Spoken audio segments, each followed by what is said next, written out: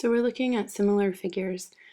And if you remember from your past math experiences, this is when they have the same shape, but they're just different sizes. For example, if I have any kind of shape and I have another figure that's the same shape, they're similar. They're supposed to be proportional, and these aren't exact, but you get the idea, right? We're going to look at a few different types of problems where you can use similar figures. But again, it's the idea that one is bigger than the other, but they're the same shape. The first type of problem that we're going to look at is when we're missing a side. So I'm going to measure these. That one's 3 inches, and this one's 4 inches. So I'm just going to draw and measure, and this one is 3.5 inches. So now I should be able to use the same factor and draw a triangle that's similar. I just divide this one in half, that's 2 inches. I divide this one in half, it's 1.5. So I should be able to figure out what this missing side is.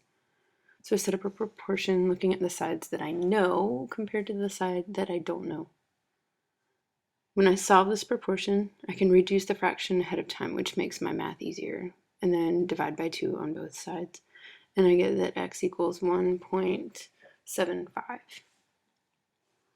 But if I look at this, something's weird about this. I don't really know how that happened, but we can chalk that up to inaccurate measuring. Anyway, make it look a little prettier. I can also use this to talk about perimeters. So if I look at these rectangles here and compare the perimeters, if I make 2 rectangles that are similar, so I know that this side is 1, and then this is going to be, by the same factor, I have to divide by 3 to go from one to the other. So check out what the perimeters are. In the first rectangle, the perimeter, by the time I double each side and add it, it's 16. So according to my factors, the perimeter of the other one should add up to be 16/3. So let's test it and see if that's right. Yeah, these aren't drawn to scale, but if once I do the math, double the length, double the width, add fractions, get common denominators, and I get 16/3. So as you can see, the perimeters have the same proportion as the sides. Another type of problem is where you're using shadows to set up similar triangles. And you can do this because we stand at right angles and the sun pretty much goes at the same angle. So if I know that these are the measurements of the shadows, I can figure out the missing side, again, by setting up a proportion.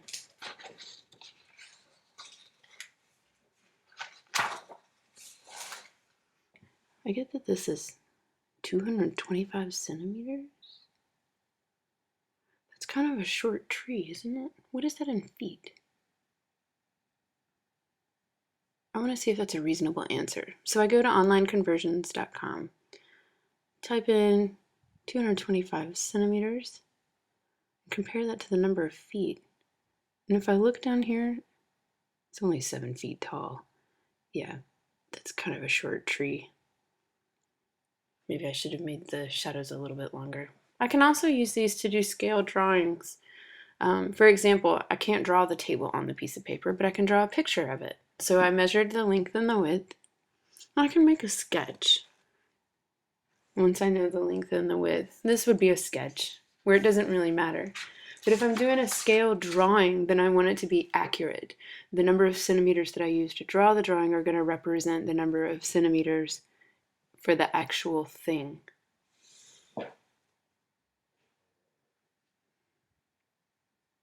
So if I look at the ratio of 120 over 75, I can see that both of these numbers are divisible by 3, so I can, again, reduce this fraction ahead of time.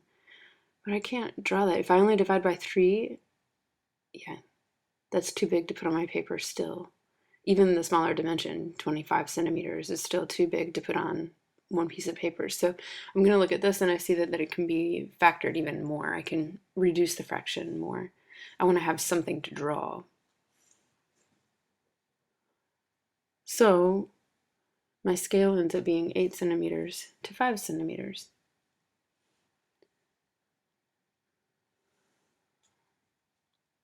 So now I know that my scale drawing is accurate.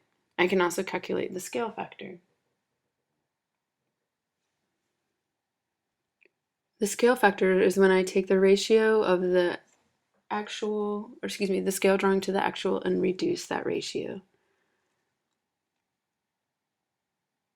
Oops. Yeah. So this reduces to 1 to 15. So that's my scale factor. That's a number that I can multiply by to either get more pieces of that actual thing or more pieces of the scale drawing. But it's a factor, so it's a number that I can use to multiply. Let's look at that a little bit more. Let's say that I have a scale drawing where my scale factor is 1 to 8, which can also be written as 1 over 8. Let's say that a leg of my table, because I'm still working with the table, is going to be 40 centimeters. Then how long do I need to make it in the scale? So remember, I'm multiplying. Now you might be confused. If it's 40 centimeters, am I going to draw the scale? Am I going to multiply by 1 over 8 or 8 over 1? Well, those are your only two choices. So let's look at what happens when you do either one of those. If I multiply by 1 over 8, I'll get, oh, in the scale, I need to make sure, which remember is supposed to be a smaller picture. The actual thing is 40 centimeters, and it'll get 5 centimeters. Here it would be 320 centimeters. Guys, 320 centimeters? My thing doesn't even go that high. So 5 centimeters is your answer. So if I want the number to go higher, then I multiply by a whole number. If I want to multiply by a fraction, it'll make it a smaller number, which is usually what I use to do scales. So here are your 3 different types of problems using proportions and similar figures.